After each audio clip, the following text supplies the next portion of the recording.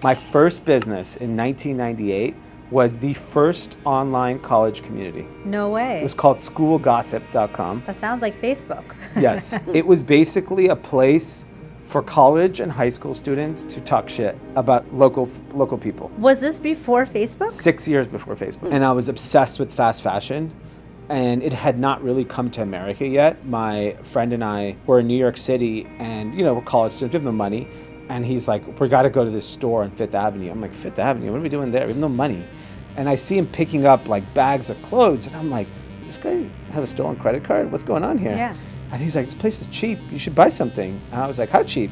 And I start flipping over the price tags. It was the first H&M in America. And see if I can figure out how to build a clothing brand. And that started the journey. And, clothing is like being a rapper. It's fun. Yeah. It is literally the best lifestyle business of all time because I was doing a young men's brand. Yeah, so you had to have a young, I was cool having men. Athletes and rappers wear my product. So cool. Parties everywhere. So cool. Couldn't make money for years, but it was You so were cool. fun. Yeah. It was like a cultural clout. Yeah. And it's addicting. I'm so excited to be here with you. Thanks for being here. Dee Murthy. Thank you for having me. So I know this is an unexpected collab for everyone who's watching because I'm in the wellness space and you're kind of in the entrepreneur business space, or is that what you would And call I'm generally unhealthy. Yeah, so it's perfect. And I'm generally just like have no idea what I'm doing in business. So it's a perfect collab. Well, thank you for having me. I actually had a really bad limiting belief for many years that I'm just a doctor and that I can't be an entrepreneur. And I had to kind of retrain myself because I think I was listening to everybody else's voices because I thought I couldn't listen to my own. Did you ever have that moment where you felt like you had some imposter syndrome or you felt like you had trouble on the entrepreneurship journey, or was that always you? Yeah, I would say I never felt like I shouldn't have been there, but I did feel like I wasn't having success that I felt I deserved given the input I was giving. And I didn't realize how much of running a business is like multi-dimensional. It's not just about put your head down and execute. It's like for example, people who raise money. My business, we've raised a lot of money, and it's storytelling. Like I was telling my cousin the other day, who's raising money for his business, I'm like, you could have the best business in the world, but if you cannot articulate the vision to someone, you will not get money. Yeah. And I took that very seriously, that it's like not just having a great business, it's also learning how to communicate. It's also selling a dream, a vision. Yeah, There's the so psychology of it. Of course, people want to bet. Everyone watched the Adam Newman TV show, WeWork show, and people can't believe it, like that guy got money, but he was an incredible storyteller. And at the end of the day, people want to believe. And whether you're selling a product or you're raising money for real estate, whatever it is, people give money to people they believe in. Whether they can actually execute it is almost irrelevant. So when you were standing up there, your first round, I think you've had like multiple rounds now. Yeah. Very successful, by the way. Thank Congratulations. you. Thank Ghost. You. Yeah. What was the story? So mine's like a little unfair of how I got money. It's fair in the sense that I was an entrepreneur for 20 plus years, building a pretty successful business, and an investor in New York thought I might leave to start something new, and basically said, I caught wind that you might do something new. If you are willing to leave, we'll invest. Didn't even ask me. I don't even think, we joke. I was joking at a board meeting recently. I'm like, do you even know what we do? But his belief was in me. Yeah. And that he felt comfortable at that time. In the seed round of raising money, what people learn quickly is you're not investing in ideas. You're totally just investing in people. Yeah. And so he was like, I'll invest in you. And so I got very fortunate that someone was willing to take that risk on me. In subsequent rounds of fundraising, it was a very different experience, and we had to share numbers, and we had to share the vision and execute, and the team. But in that instance, I was very lucky that someone just said, I would love to work with you.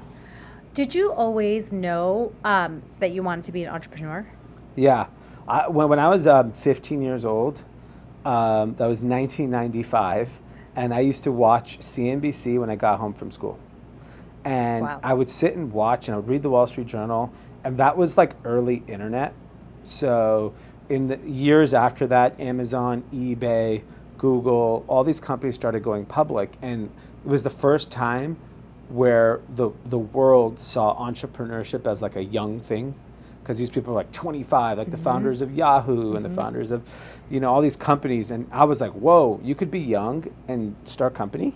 Like, that was a mind-blowing thing. So I got really like excited about the internet in the late 90s, because it felt like a democratization of entrepreneurship was happening in front of my eyes, and I was like, Yes. I want to be a part of this. Yes. And so I ended up starting my first business my freshman year of college at USC, because I was like, oh, anyone can join this race. It felt like the first time that the internet made it so that 18-year-old kids could start businesses, which frankly, I don't think that was possible prior to the internet. Yeah. So then what was your first business? My first business in 1998 was the first online college community.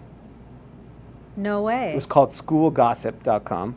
That sounds like Facebook. Yes. By the way, the same color arrangement, blue and white. It was basically a place for college and high school students to talk shit about local people. Was this before Facebook? 6 years before Facebook. No way. Yes. Did he know about this? Probably. It had 50,000 members in the late 90s, which was insane for that internet era. Yeah. But it was a shit talking site. Yeah. It wasn't about community. Yeah. Being friends, like the whole thing about adding friends or whatever. And what's interesting, it eventually evolved with another business I started, which was a college dating site that was really successful, and it faded off right away because it became all these like pervert guys trying to meet college girls. Yeah. And so we started charging for it, but only guys paid, so there was no girls, and it failed. Yeah. And I vividly remember the day my friend who I started the business with, he had gone on to stay in tech, and I went into fashion, and he's like, do you know why our site didn't work? And I was like, I don't know, because it sucked. I don't know. He goes, no. He's like, there's a company, go to the facebook.com right now. And I go, I can't log in. He's exactly. You have to have a .edu email address to log into Facebook. So it guaranteed only other people on there were college students. And I was like, oh my God, go that's back genius. and do it now. Yeah, and I was like, that's gonna work. Yeah. Because the whole idea was other college kids wanted to be with other college kids. Yeah. And what You don't want to be with a bunch of perverts that act like college kids. Exactly, but like the genius of Facebook to me at that point was that only other college students, and then they had even limited it to like at that time Harvard and I think USC was like second or third. So a very limited number of people, so it felt special. Yeah. And I was like, oh yeah, well, we missed that one. That's so interesting. You were very close though. Yeah, it was close. Sounds like you found your lane. So what happened in fashion then? Yeah, so after that... why fashion? Really funny. I was so anti-internet so into the year 2000, there was something called the dot-com bust. Obviously, young people probably don't remember that, but it was devastating. I remember. It crushed technology companies. Like most of these companies went zero, bankrupt. Yeah. And at that point, I was like, maybe this internet thing isn't real. It's not going to last. I need to focus my time and energy on something that I guarantee will be around 100 years from now. Yeah. Like the Indian in me was like, what's safe? And yes. I mean, doctor. Yeah, exactly. So, I mean, I still took the risk, but I said, okay. I read a Harvard case study on Zara, and I was obsessed with fast fashion, and it had not really come to America yet. So in the summer of 2001, my friend and I, who I started my first brand with, were in New York City, and, we're college students, we have no money. And he's like, we got to go to this store on Fifth Avenue. I'm like, Fifth Avenue? What are we doing there? We have no money. And I see him picking up like bags of clothes. And I'm like, does this guy have a stolen credit card? What's going on here? Yeah. And he's like, this place is cheap. You should buy something. And I was like, how cheap? And I start flipping over the price tags. It was the first H&M in America. Wow. It was on Fifth Avenue. I remember we used to like stand in a line Yes, to get in. it was In New York, madness. People were shopping like they're never going to get clothes again. Yes. And growing up, in an Indian immigrant household, you don't get money for clothes. No. And I never had nice clothes growing up, so I saw this opportunity to buy nice clothes. So then I start digging deeper. I'm like, how do they make clothes this cheap? Why is everyone else so expensive? And then they became this era of like fast fashion in US. That was when it started. And obviously H&M, Zara came, but then it was Forever 21, and then all of these retailers started popping up. And so we basically wrote a brand business plan around an American fast fashion business that we wanted to launch. Mm-hmm. And we didn't know what that meant. We didn't understand supply chain. We didn't understand anything. But we made some cool t-shirts, got it in some cool stores in LA, and we graduated from college. No one could get jobs at that time. It was like 2002. It was like a recession.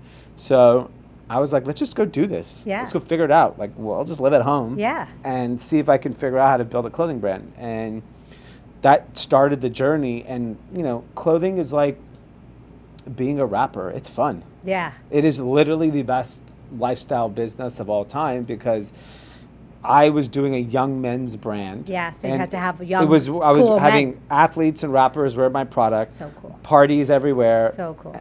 Couldn't make money for years, but Yeah. it was You were so cool. fun. Yeah. It was like a cultural clout. Yeah. And it was it's addicting. And so we end up finally, after like 5 years of struggling, start hitting some strides, and we end up building like a pretty nice business over the next 2 decades. Amazing. And then what happened? Then COVID happened, and COVID basically sucked the life out of me. So our main business was a subscription box called 5-4 Club. We had like 90,000 guys paying $60 a month. We had a streetwear brand called Young and Reckless, and a shoe brand. And so we built this portfolio business. It was pretty big. And we finally, during COVID, supply chain fell apart, could barely pay any bills. We ended up making masks like everyone else and paying our bills by making masks. But our business just got destroyed. Mm-hmm. And I was just had my second kid. Obviously, children are very expensive. I live in LA, I live in West Hollywood. Yes. My life is very expensive. Yes. I'm not making any money, and I'm basically identity crisis. Maybe I suck as a founder. I feel like we have these I feel like I go through a roller coaster of emotions in a month. Yeah. I'm doing amazing. Yeah. And then I'm I'm a loser. Yeah, what am I doing? Yeah. I need to go back to, whatever. So I get that. Yeah, and I think I just was been doing this for 20 years. I had 3 failed attempts at an exit. Mm-hmm. So I didn't have that mega liquidity event that I was looking for. Mm-hmm. And so I was really frustrated. And I just tell my wife, maybe I should get a job. Health insurance, yeah. 401k. Yeah. Clock out at 5, be with my kids, Yeah. at least be happy. Yeah. Who cares? We're not going to be rich. It's Right. over. Right. That dream is sailed. Right. And so I kind of went down the path of should I get a job? Should I start something new? Should I continue with what I'm doing? But I was really unhappy with what I was doing because it was just became too much to overcome. And I still believed in the business, but I felt like I could not add enough value that it needed to rebound. And I had taken the brand, my partner and I at the time, we had taken the brand through these roller coasters of 2008, we lost everything again. We built it back up, then we lost everything again. It's you don't have the energy and the mental capacity to keep doing that day in and day out. So I was did you have days where you would just be down, or how did you? Yeah, I couldn't pay my bills. I couldn't pay Yeah. my rent. I couldn't Yeah. pay my health insurance bill. Yeah. I'm on credit cards. Yeah. Peak COVID, when everyone else is getting rich, I Yeah. literally lost all my money. Yeah. And I was this sucks. Yeah. So that's why I just kind of decided to go explore different paths. And Josh, who you recently met, my co-founder, Yeah. worked for me in my previous business. And I was in New York for Fashion Week, and I randomly tell a listener of our podcast who I met for the first time, his name's Kevin, we met for the first time, and he's like, "What are you doing in New York?" I'm like, "Oh, Fashion Week." And And I go, for some reason, stranger at the time, now good friend, I go, I'm launching something new. He's like, oh, you're here raising money, aren't you? And I go, not really. But in that 5-minute period, he texts 3 VCs in New York. Dee's raising money in New York. Are you meeting with them? I get text right away. He goes, I heard you're raising money. Well, why didn't you tell me? Yeah. And it started like this thing where all of a sudden the next day I'm taking a meeting where people want to invest. And I call Josh. I'm like, hey, what do you think about doing something new? He's like, if you're leaving, I'm joining. Yeah. What do you want to do? I'm like, I need a deck. And he goes, for what? I go, a business. And I go, how about something, and we've been talking about something doing in the off-price excess inventory space. So we start conceptualizing an idea, put together a deck in like 12 hours. I go have the meeting. The first investor comes in and says, all right, we're in. And then a week later, we raised $5 million. And, that's incredible. And that was the lowest moment mentally ever in my life. Because at that point, I could not pay my bills. I have kids in private school. I'm like, what am I going to do? So what made you go to New York Fashion Week during that time? Well, because we would always go. Oh, got it. It's So it for was work. like part of your, Yeah, it's part of my thing. Yeah. And I was going with Do you feel like sometimes, I always wonder, like, do you have to be at your lowest to kind of have that moment of like, I got to do this? Or do you feel like you would have done it anyway? I think being at the lowest motivates you and creates an urgency level, because it's like fight or flight. Yeah. And you inherently just have no choice. Yeah. And one of the interesting stats that I was reading when I was starting the business was the average age of a venture founder is 42. Venture-backed founder. And I was 41 at the time. And I had felt like a has-been. Because I'm around 25-year-old kids running these huge businesses who are talking about the way that, and I'm just like, oh man, I have no idea what this guy's talking about. Yeah. But so I'm like, I'm washed up. I'm a has-been. I know who's gonna give me money. I love that. Well, I don't love that you were a has-been, but I love that you were like, I got something else in me, because I feel like I feel the same way. Yeah. And I feel like I'm always talking, especially women, I'm always talking to people who just feel like life is done. Now it's time to be like mom or grandma or whatever it is.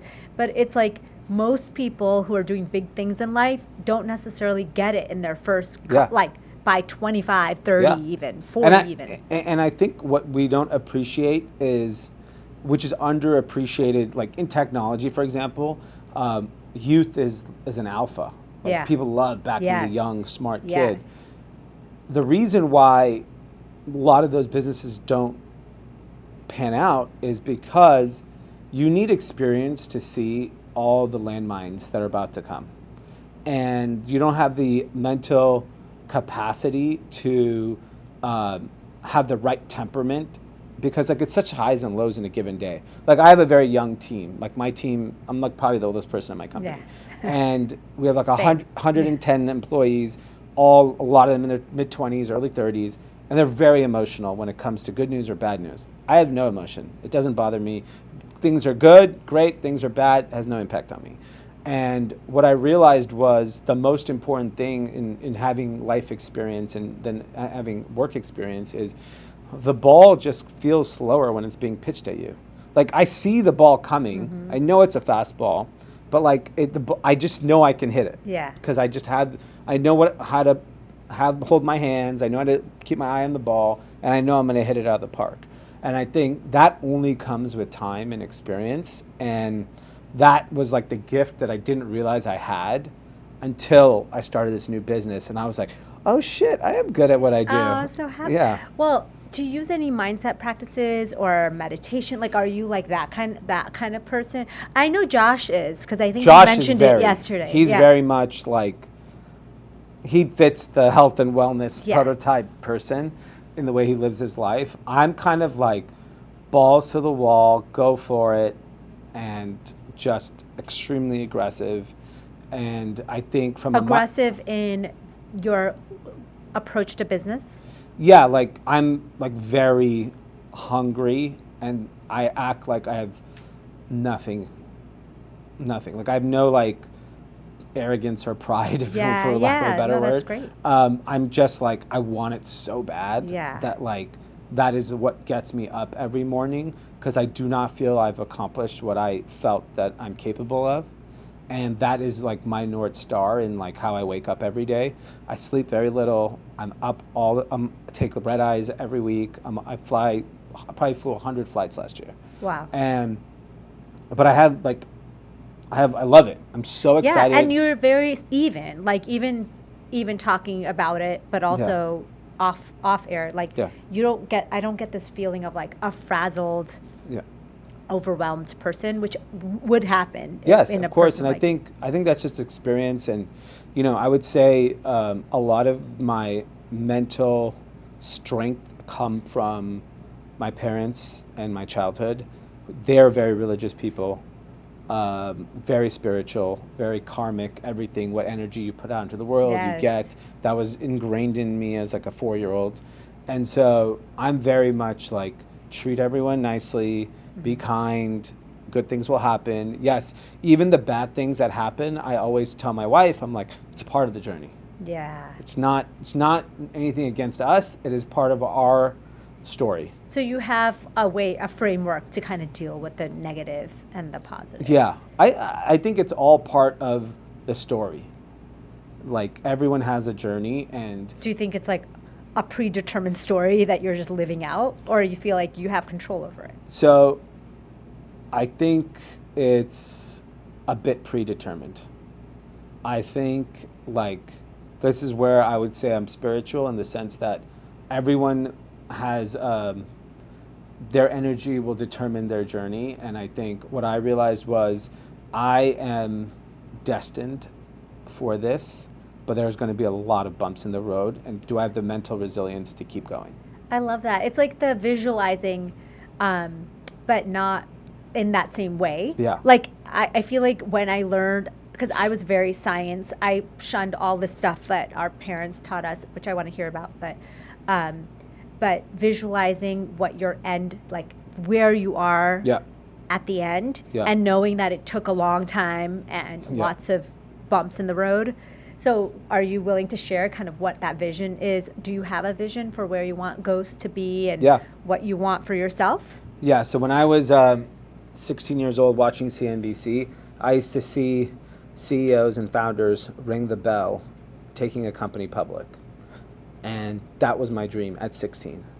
And so I have like laser focused vision that Ghost is the business that I will take public, and I will be a publicly traded CEO.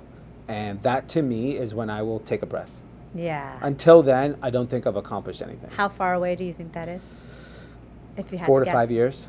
Amazing. Yeah. You're there. You're on your way. It's if everything goes as planned, which it never does. Yeah.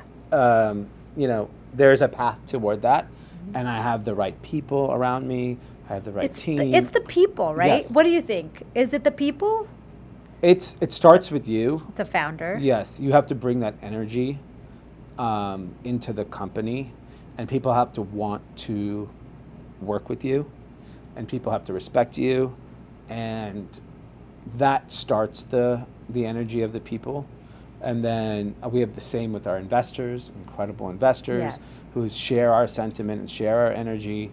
And then a lot of it's just like execution, and then just pure inertia and timing. And there's so much that goes into a successful business that we don't control. Timing is so much of it. Like, when you do something is equally as important as what you do. Like timing your strategy. Timing, like the strategy to like the macro environment, timing the strategy to where you are as a person. Like, my children luckily are at a stage in life where my wife has a little more breathing room, because now that they're 7 and 4 years old, I don't need to be like, we're not changing diapers every day. Like, we're slightly out of that phase. So it gives me the freedom, and my wife gives me that freedom to travel, to work late, to get up early and leave. And like, that part of that has to be, your home life also has to equally be supportive. Otherwise you can't do these things. No. It takes a village to start a business. Everyone just thinks the founder is the hero, but there's so many other people, family and friends. Support. Like so many of my closest friends invested in my business. I purposely took their money because I wanted the pressure. I cannot lose my friends. Yeah. And so I kind of went all in on this, and I think that is all part of why I think things are working. There's like an enormous amount of pressure and stress, but it's also like the timing's right. Like where I'm at mentally, where I'm at in my life, where my kids are at, like it allows me to do it. That is so exciting. I feel like, what do you wish you knew back then, your old self? What would you tell the old Dee? Yeah. You only have to get rich once. I blew a lot of money doing dumb shit, as like a young person would do. Yeah. But, we had done really, really well, and we just didn't appreciate what we had built in my previous business. And we were at $80-90 million a year, and we didn't have anything to show for it, which was like pretty sad when it was all said and done. Yeah. But we could have ran a very lean business, be very profitable, given ourselves big dividends and bought real estate, and whatever. Just do what old people do. Yeah. And so but I don't regret what I did and how I did it, because I had so much fun. Yeah. Like I have a lifetime of memories and stories that like one day I will share with my kids. So I suffered for it, because when things got tough, I didn't have the resources to basically keep my head above water. But it's ultimately that pressure is what created Ghost, what's created this new path for me.